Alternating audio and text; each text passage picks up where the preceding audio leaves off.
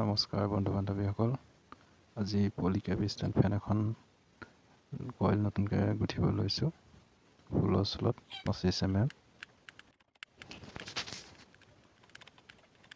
ID 46 mm, 4D 75 mm। Running কইলটো আগত বনোৱা হ'ল। ৰানিং কইলত টান দিয়া হৈছে 664 টান আৰু ষ্টাৰ্টিঙত দিয়া হৈছে 604 টান। ষ্টাৰ্টিং কইলৰ ফাৰ্ষ্ট, ছেকেণ্ড, থাৰ্ড কইলৰ পৰা ফ'ৰ্থ কইললৈ যোৱাৰ মাজত এটা লুপ ৰখা হৈছে, সেইটো ল' স্পীড হ'ব। আৰু 4 নম্বৰ কইলটো 604 টান 302 টানৰ এটা লুপ ৰখা হৈছে, সেইটো হ'ব মিডিয়াম স্পীড। আৰু শেষৰ টানৰ লগত ৰানিং কইলৰ ফাৰ্ষ্ট টানডাল সংযোগ হ'ব, সেইটো হ'ব হাই স্পীড। কইলটো ভৰাওঁতে সদায় আৰম্ভণি তাঁৰডাল বাওঁহাতে থাকিব, দ্বিতীয় কইলটোৰ লগত যিডাল তাঁৰ সংযোগ হৈ থাকিব সেইডাল সোঁহাতে থাকিব। দ্বিতীয় কইলটো ভৰাওঁতে তেনেকৈ ফাৰ্ষ্ট কইলৰ পৰা যিডাল তাঁৰ দ্বিতীয় কইলটোৰ লগত সংযোগ হৈছে সেইডাল সোঁহাতলৈ যাব, আৰু বাওঁহাতে যিডাল তাঁৰ তৃতীয় কইলটোৰ লগত সংযোগ হ'ব সেইডাল তৃতীয় কইলটো বাওঁহাতে পৰিব। মানে সোঁহাতৰ লগত সদায় সোঁহাত কানেকশ্যন হয় আৰু বাওঁহাতৰ লগত বাওঁহাতৰ তাঁৰৰ কানেকশ্যন হয়। ৰানিং কইলটো তেনেকৈ ভৰাই লৈ পেলাই তাঁৰটো যিহেতু সৰহ, লাহে লাহে বাৰীডালে কম কমকৈ হেঁচি ভৰাই পেলাই ওপৰত পেপাৰ দি দিয়া হৈছে। ভিডিঅ'টো বহুত দীঘল হৈ যাবৰ কাৰণে স্কিপ কৰি দিয়া হৈছে, স্পীডো কৰি দিয়া হৈছে মাজে মাজে। এইখিনি ভৰাই হোৱাৰ পিছত ডক্টৰে যিটো টেপ ব্যৱহাৰ কৰে সেই টেপটো মাৰি দিয়া হৈছে। এইটো ষ্টাৰ্টিং কইলৰ ফাৰ্ষ্ট কইল, এই কইলটো ৰানিং কইলৰ ফাৰ্ষ্ট কইল আৰু ছেকেণ্ড কইলৰ মাজত বহুৱা হৈছে। ৰানিং কইলটো যেনেদৰে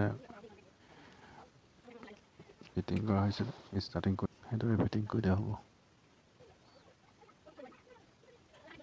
ভিডিঅ'টো মাজে মাজে স্পীড কৰি দিয়া হৈছে আৰু স্কিপো কৰি দিয়া হৈছে, নহ'লে বহুত দীঘল হৈ যাব। তাৰসমূহ ভালকৈ সোমাই যোৱাৰ পাছত ধুনীয়াকৈ ওপৰত এখন পেপাৰ ভৰাই দিব, যাতে তাঁৰবিলাক ওলাই আহিব নোৱাৰে।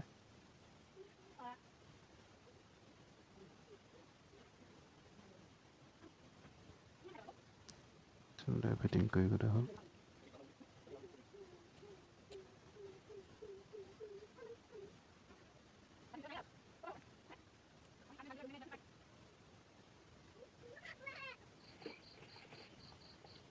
এনেদৰে হৈছে। ইয়াৰ মাজত এখন ষ্টাৰ্টিং কইল আৰু ৰানিং কইলৰ মাজত এখন পেপাৰ দি দিব। এডাল ক'লা কেবুলডাল কানেকশ্যন দিয়া হৈছে ষ্টাৰ্টিং কইলৰ। প্ৰথম যিডাল তাঁৰ ওলাইছিলে তাত ক'লা কেবুলডাল জইন দিয়া হৈছে, সেইডাল কেপাচিটৰ কানেকশ্যন হ'ব। আৰু 4 নম্বৰ কইলটোৰ মাজত যিটো লুপ ৰখা হৈছিলে 302 ভাগত, তাত এডাল বগা ৱায়াৰ সংযোগ কৰা হৈছে, সেইডাল মিডিয়াম স্পীড হ'ব। আৰু ৰানিং কইলৰ যিডাল ফাৰ্ষ্ট তাঁৰ আৰু ষ্টাৰ্টিং কইলৰ শেষৰ তাঁৰটোৰ লগত দুডাল একেলগে সংযোগ কৰি পেলাই তাত নীলা ৰঙৰ এডাল ৱায়াৰ জইন দিয়া হৈছে, সেইডাল হ'ব হাই স্পীড। আৰু তৃতীয় কইল আৰু চতুৰ্থ কইলৰ মাজত এটা লুপ ৰখা হৈছিলে, সেইডাল ৰঙা ৱায়াৰডাল সংযোগ কৰা হৈছে, সেইটো হ'ব একেবাৰে ল' স্পীড।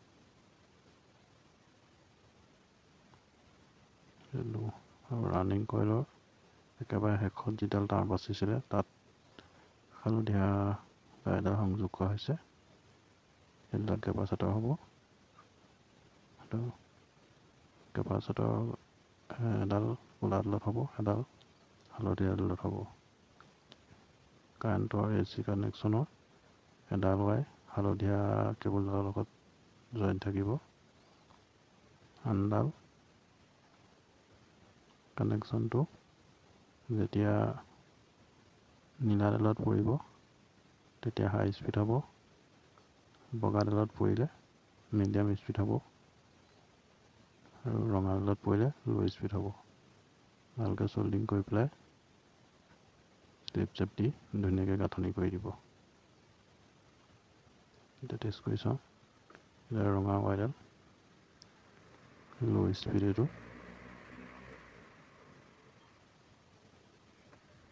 এডাল বগা ৱাই মিডিয়াম স্পীড।